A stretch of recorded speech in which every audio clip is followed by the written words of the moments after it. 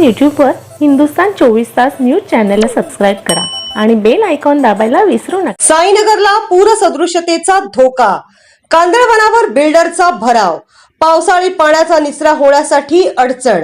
पनवेल शहरातील साईनगर परिसरामध्ये कांदळवनावरच इमारत बांधण्यासाठी बांधकाम व्यावसायिकाने भराव केल्याच्या तक्रारी आल्या आहेत।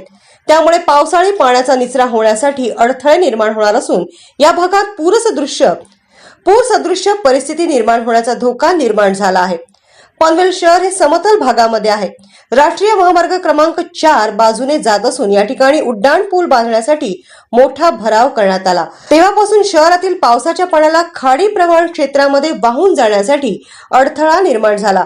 26 जुलै 2005 च्या महापुराला सुद्धा ही गोष्ट कारणीभूत होती। दरम्यान अगदी जवळच असणाऱ्या नवी मुंबई आंतरराष्ट्रीय विमानतळासाठी 8 मीटर उंचीचा भराव टाकण्यात आला।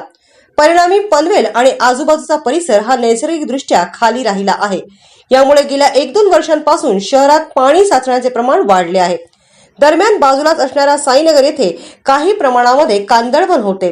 कर्नाळा स्पोर्ट्स अकॅडमीकडे जाणाऱ्या रस्त्यालगत एका बांधकाम व्यावसायिकाने मोठा भराव केला आहे। विशेष म्हणजे त्या ठिकाणी या अगोदरच तिवराची झाडे होती। या वनसंपदामध्ये पाणी साठवून ठेवण्याची क्षमता जास्त असते। पूर नियंत्रणासाठी कांदळाच्या झाडांना अनन्यसाधारण असे महत्त्व आहे। परंतु टोलेजंग इमारत उभारण्यासाठी या वृक्षांची तोड करण्यात आली आहे।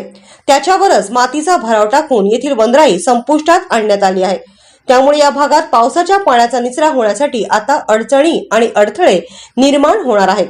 परिणामी पाणी साचून जनजीवन विस्कळीत होण्याचा धोका सुद्धा निर्माण झालेला आहे।